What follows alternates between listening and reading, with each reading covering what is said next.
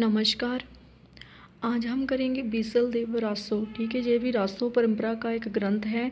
जिस प्रकार हमने पृथ्वीराज रासो का परिचय किया था, ठीक है, उसकी प्रमाणिकता, जो अप्रमाणिकता, जो ऐतिहासिकता का प्रश्न किया था, उस प्रकार आज हम करेंगे बीसल देव रासो। ठीक है, बीसल देव रासो के रचयिता नरपति नाल्य है। ठीक है, जो पृथ्वीराज रासो हमने किया था उसके रचयिता कौन थे? चंदबरदाई थे। बीसल देव रासो के रचयिता रहेंगे नरपति नल है। ठीक है, तो आज हम शुरू करते हैं यह प्रश्न बीसल देव रासो। देखिए, बीसल देव रासो आदिकालीन कवि नरपति नाल्य द्वारा लिखा गया लगभग 100 पृष्ठों का छोटा सा ग्रंथ है। ठीक है, जिसके कितने पृष्ठ हैं? 100 पृष्ठों का लिखा गया है। 100 पेजेस हैं इसके, 100 पन्ने हैं। जो वीर गीत के रूप में है, रूप में आल्यखंड के समान ही अपना विशेष महत्व रखता है। नरपति नाल्य विग्रह राज चतुर्थ उपनाम बीसल देव के राज दरबार में राजकवि है। ठीक है, जो नरपति नाल्य थे वो किसके राजदरबार राजकवि थे? बीसल देव के। ठीक है, इनको विग्रह राज चतुर्थ भी बोलते थे। इस ग्रंथ में उन्होंने अपने आश्रयदाता की वीरता का वर्णन किया है, अर्थात कि नरपति नाल्य जी ने इस ग्रंथ में बीसल देव की वीरता का चित्रण किया है, जिनको विग्रह राज चतुर्थ भी बोलते हैं। देन आता है इसका रचना काल। आचार्य रामचंद्र शुक्ल जी ने इस ग्रंथ का रचना काल संवत 1212 माना है। अपने मत के पक्ष में उन्होंने निम्नलिखित काव्य पंक्ति उद्धृत की है। 1272 जेठ वदी नवमी बुधवार, नाल्य रसायन आरंभी शारदा तुठी ब्रह्म कुमार। नेक्स्ट देखो, शुक्ल जी बहोत्रा का अर्थ द्वादशोत्तर मानते हुए ही इसका रचना काल संवत 1212 माना है, परंतु साहित्य वाचस्पति डॉक्टर गौरी शंकर हीरा चंद ओझा ने इनका जन्म काल संवत 1272 माना है। उसके मत का आधार नागरी प्रचारणी सभा द्वारा प्रकाशित बीसल देव रासो की प्रति है। ठीक है, जो गौरीचंद हीराचंद ओझा जी हैं वो कब इनका बर्थ मानते हैं, कब हुआ था? संवत 1272 को। और इसके लिए वह कौन सा प्रमाण सामने प्रस्तुत करते हैं? वो है नागरी प्रचारणी सभा द्वारा प्रकाशित बीसल देव की एक जो प्रति है, जो कॉपी है, ठीक है, उसको अपना आधार इसके सामने प्रस्तुत करते हैं। उसमें प्रकाशित प्रति पाठ का इस प्रकार दिया गया है। ठीक है, वो जो प्रति है, वो जो कॉपी, उसका पाठ इस प्रकार दिया गया है। 12 से 72 हो मंजार, जेठवदी नवमी बुधवार। नेक्स्ट देखो, किंतु पंचांग द्वारा गणना करने पर संवत 1212 की ज्येष्ठवदी नवमी को बुधवार ही पड़ता है। दूसरे विग्रह राज चतुर्थ का शासनकाल संवत 1220 के आसपास है। उनके शिलालेख भी संवत 1216 से 1220 के प्राप्त होते हैं।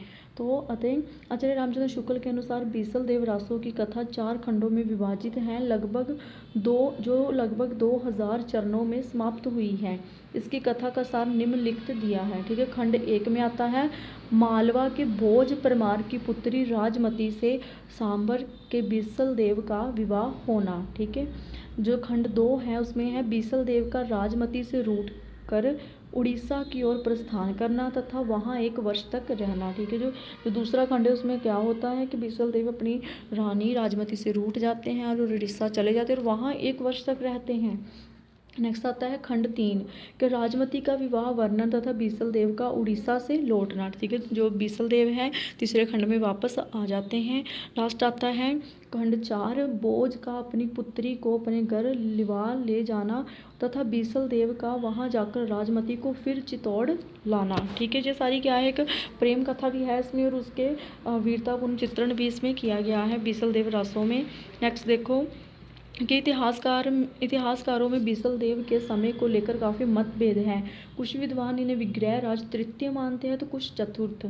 इतिहास के अनुसार संवत 1210 के लगभग विग्रह राज चतुर्थ विद्यमान थे। नरपति नाल्य ने बीसल देव रासों में सर्वत्र वर्तमान काल का प्रयोग किया है। ठीक है, अतः ये निश्चित रूप से कहा जा सकता है कि नरपति नाल्य बीसल देव के समकालीन थे। नेक्स्ट देखो कि बीसल देव रासो घटनात्मक काव्य नहीं है, वर्णनात्मक काव्य है। ठीक है, ये घटनात्मक काव्य नहीं है, बीसल देव रासो है कि ये घटना प्रधान काव्य नहीं है बल्कि वर्णन प्रधान काव्य है। यही कारण है कि इसमें वर्णित मुख्य 2 घटनाएं, पहला क्या आता है बीसल देव का विवाह और उसका उड़ीसा जाना, और आगे आता है उड़ीसा जाना में कल्पना का सहारा लिया गया है। ठीक है, इसमें क्या है, कल्पना है, ये जो है इसकी घटना बीसल देव का विवाह और उसका उड़ीसा जाना। अजमेर के चौहान राजा बीसल देव विग्रह राज चतुर्थ बड़े वीर और प्रतापी थे। उन्होंने मुसलमानों के विरुद्ध कई लड़ाइयाँ लड़ी थीं और कई प्रदेशों को मुसलमानों से खाली करवाया था। दिल्ली और हसा के प्रदेश इन्होंने ही अपने राज्य में मिलाए थे। इसके वीर चरित्र का बहुत कुछ वर्णन उनके राजकवि सोमदेव रचित ललित विग्रह राज नाटक जो संस्कृत में है, जिसका कुछ अंश बड़ी बड़ी शिलाओं पर खुदा हुआ मिला है और राजपुताना म्यूजियम में आज भी सुरक्षित हैं। परंतु नरपति नाल्य कृत बीसल देव रासों में जैसा कि होना चाहिए था, ना तो बीसल देव की ऐतिहासिक चढ़ाइयों का वर्णन है। ठीक है, बीसल देव में क्या है कि उसकी जो इतिहास प्रसिद्ध चढ़ाइयाँ हैं बीसल देव की, वो उसमें प्रस्तुत नहीं की गई बीसल देव रासों ग्रंथ में, और ना ही उनका शौर्य पराक्रम है। बीसल देव रासों में श्रृंगार रस की दृष्टि से विवाह और पत्नी से रूठ कर विदेश जाना, ये मनमाना वर्णन इस छोटी सी पुस्तक को बीसल देव जैसे वीर का रासों कहना कुछ खटकता है। ना जाने विद्वानों ने इसे वीर काव्य की कोटि में कैसे रखा है। ठीक है, वो कह रहे हैं कि इस जो बीसल देव रासो ग्रंथ है, इसमें सारा का सारा क्या है, श्रृंगार चित्रण है। जैसे कि उसकी पत्नी, उसका विवाह होता है, बाद में वो पत्नी से रूठकर चले जाते हैं, ये चीज़ इसमें अधिक से अधिक दी गई हैं। लेकिन जो उसकी इतिहास प्रसिद्ध लड़ाइयाँ थी, जो उसका शौर्य पराक्रम था, जो उसका वीर रूप था, वो सामने प्रस्तुत नहीं किया है।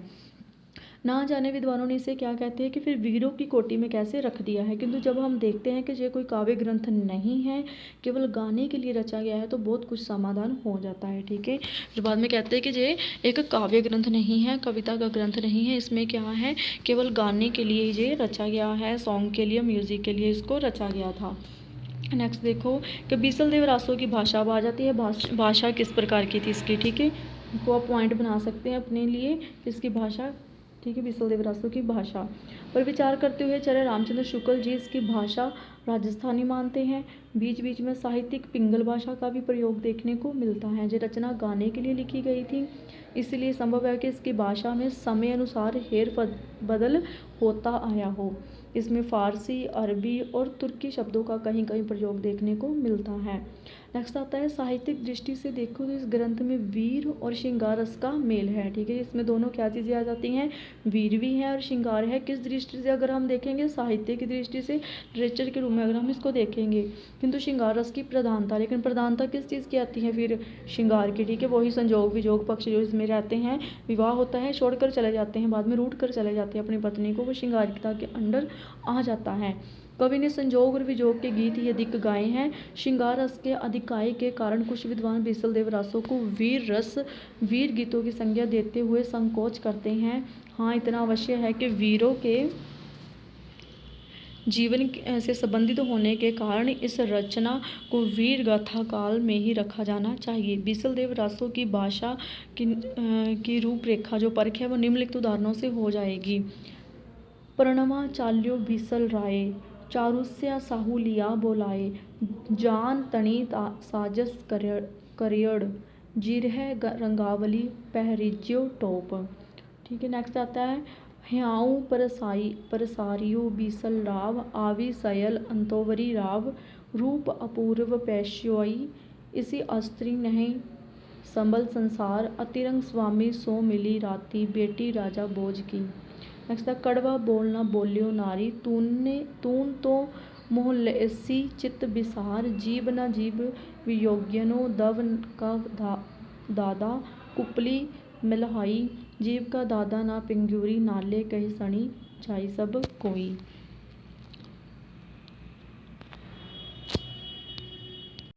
अब हम कंक्लूजन देख लेते हैं। इसका निष्कर्ष रूप में हम इतना ही कह सकते हैं कि बीसल देव रासों का वर्तमान उपलब्ध रूप काफ़ी कुछ विकृत हो चुका है। ठीक है, जो आज हमें इसका रूप प्रस्तुत है, हमें प्राप्त हैं, वो क्या है, पूरी तरह विकृत हो चुका है। इसका मूल रूप अवश्य ही संवत 1212 में ही लिखा गया था, जबकि वर्तमान रूप 16वीं शताब्दी के आसपास का लगता है। ठीक है, जो इसका मूल रूप है वो कहते हैं वो कब का है, 1212 का, लेकिन जो आज प्राप्त है हमें वर्तमान रूप में, वो किस समय का है, 16वीं शताब्दी के आसपास का है। शायद इसी कारण आचार्य हजारी प्रसाद द्विवेदी जी नरपति नाले को बीसलदेव का समकालीन नहीं मानते हैं। ठीक है, ये था आपका प्रश्न। बीसलदेव का परिचय क्या है इसमें, और इसकी भाषा कैसी है, और इसके खंड कितने किन कवियों ने किए हैं। ठीक है, किन साहित्यकारों ने किए हैं। यहीं पर आपका जो प्रश्न है वो समाप्त होता है।